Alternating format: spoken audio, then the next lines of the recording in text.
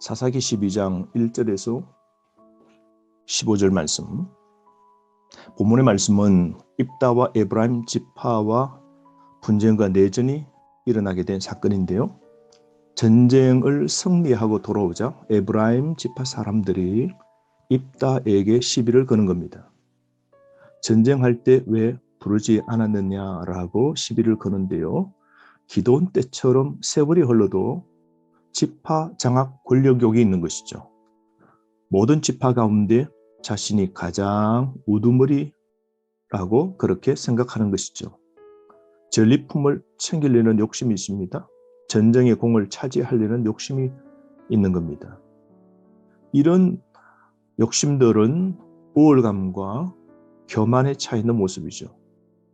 18년 압제에서 목숨 걸고 싸웠던 입다와 길라 사람들의 그 승리를 기뻐하기는커녕 시비를 걸어서 오늘 내전으로 이어질 상황입니다.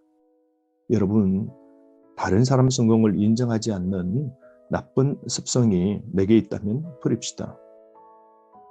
내 대신 열심히 신앙의 삶을 살고 봉사하고 헌신하고 충성하는 자들을 인정해주는 삶이 필요한 것이죠. 다른 지파가 세운 공을 인정하지 않고 불평, 자존심을 내세우는 이 잘못된 에브라임 사람들의 모습 보십시오. 굉장히 위협적이고 공격적이죠. 입다가 거둔 승리를 시기하고 시비를 겁니다. 비겁한 태도이지 않습니까? 그때 입다가 질책을 합니다. 2절과 3절인데요. 에브라임은 잘한 것이 없고 잘못만 있는데 왜 자기와 싸우려고 하느냐라고 따져 묻는 겁니다.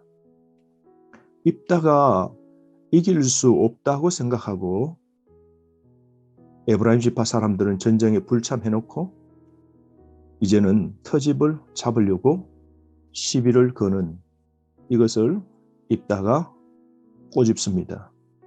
그리고 이 전쟁의 승리는 여호와께서 적들을 내 손에 넘겨주셔서 승리하였음을 고백합니다.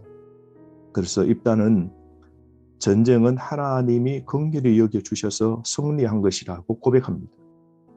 하나님 약속에 대한 믿음이요, 이 땅을 주셨다는 약속을 붙잡고 있다는 믿음으로 싸웠음을 고백합니다. 그러므로 승리가 전적으로 하나님의 도움임을 고백하고 있는 것이죠. 승리는 오직 하나님의 것이고 나도 한 것 없고 에브라임 지파 너도 한 게 없다라고 밝힙니다. 그래서 하나님께만 영광을 돌려야 됨을 그들에게 분명히 말하고 그들의 영광 거두려고 하는 것을 질책하고 있는 것이죠. 여러분, 우리도 무엇인가 이루었을 때에 그 모든 영광을 하나님께 돌려야 됩니다. 우리가 한 개도 없죠. 우리 삶에, 우리 인생의 거둠과 복과 승리와 얻은 건 전적 하나님의 도우심이요, 은혜요, 자비였음을 고백하는 입다 같은 믿음의 고백이 우리에게도 있어야 되지 않겠습니까? 그럼에도 불구하고 에브라임은 싸우려고 전쟁을 일으킵니다. 그래서 에브라임과 전쟁이 벌어지게 되는데요. 그 전쟁에서 입다가 이기게 됩니다. 4절, 5절 전쟁이 벌어지게 되는데요. 이제 논쟁은 내전으로 이어지죠. 에브라임 지파는 상대를 비난하고 모욕합니다. 재갈 물리지 못한 에브라임 지파들의 혀가 문제죠. 길앗은 에브라임의 노예였다라고 조롱합니다. 전쟁에서 입다가 승리를 하게 되는데요. 전쟁에서 패전한 에브라임 지파가 요단강 동편에서 요단강을 건너 서편으로 도망가게 됩니다. 그때 먼저 나루트를 장악한 길앗 사람들이 요단강을 건너 서편으로 가는 에브라임을 구별해 내려고 합니다. 그래서 발음으로 에브라임 사람인지 아닌지를 구별하죠. 쉬와 시를 구분해서 죽이는데요. 시볼렛이라고 발음하는 사람과 시볼렛이라고 발음하는 사람을 나눕니다. 그래서 제대로 발음을 하지 못하는 에브라임 사람들은 거기에서 다 죽입니다. 그때 42,000명이 죽게 됩니다. 처절한 에브라임의 패배죠. 지파가 멸절할 정도인데요. 가나안 입성 때 에브라임 지파는 45,000명이었습니다. 그러고 보면 오늘 에브라임 지파가 거의 전멸할 위기를 겪게 된 것이죠. 에브라임 지파는 그릇된 자만심과 시기심으로 결국 엄청난 대가를 치르게 된 겁니다. 여러분, 우리에게도 자만과 시기심 우리는 끊어내야 됩니다. 교만이 없어야 됩니다. 우리 형제 자매가 잘하는 걸 인정하고 더 수고하고 헌신하는 자를 격려하고 우리가 박수 쳐주는 바른 자세가 필요한 것이죠. 결국 입다도 세월 지나 이제 죽게 되는데요. 7절 말씀 6년 동안 사사로 일했다라고 그러는데요. 사사 기간 중 가장 짧게 활동한 사사입니다. 여러분, 오늘 이 본문 에브라임 사람들을 보면 이들의 잘못이 분명합니다. 야곱이 임종 때 에브라임을 축복하죠.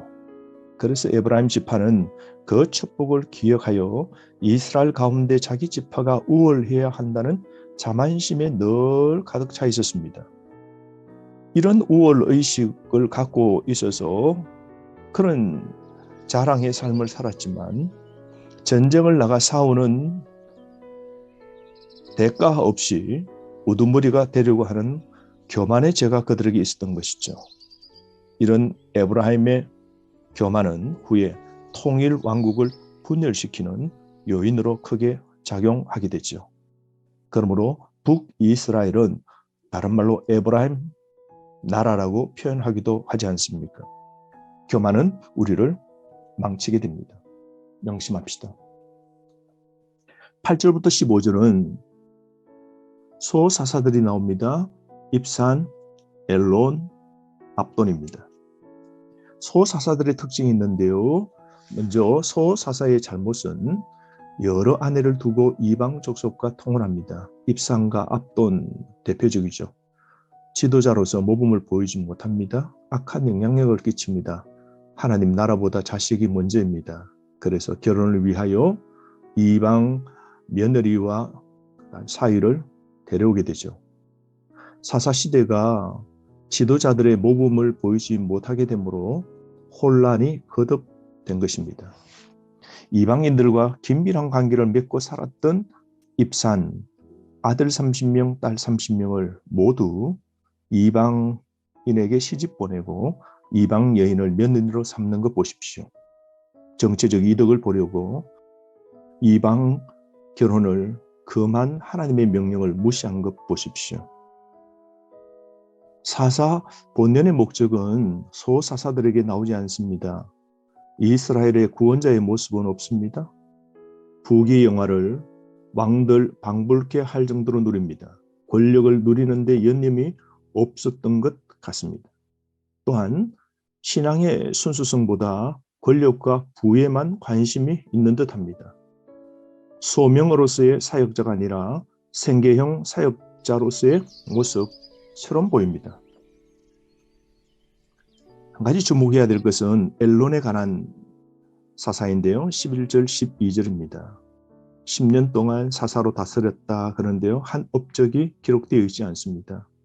어떻게 생각하면 사사가 없으면 혼돈일 텐데 하나님께서 사사를 세워주셔서 엘론을 통하여 그 땅에 10년의 평화가 이어지게 된 것이죠.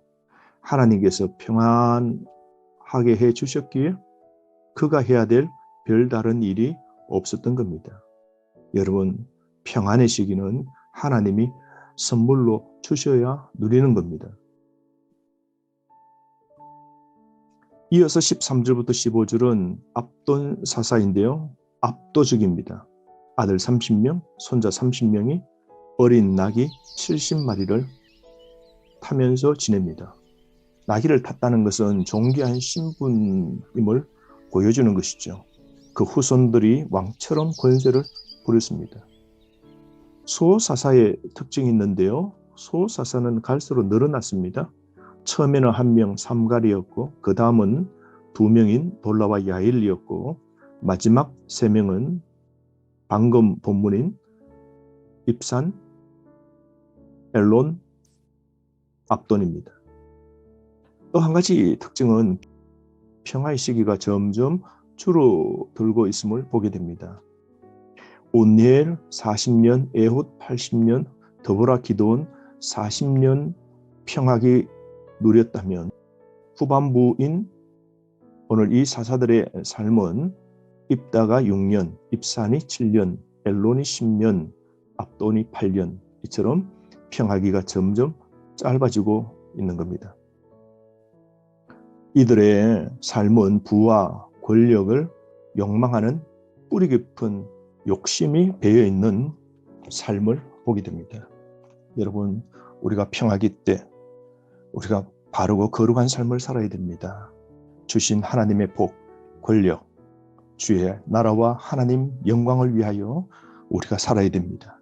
그렇지 않으면 주신 하나님의 평안이 오히려 하나님을 잃어버릴 수 있는 악한 도구가 될 수 있는 것이죠. 오늘도 끼어 삽시다. 아무 문제 없습니까? 평안합니까? 이럴 때일수록 끼어서 살아가는 거룩함이 우리에게 있어야 됩니다. 말씀으로 하루 승리하십시오.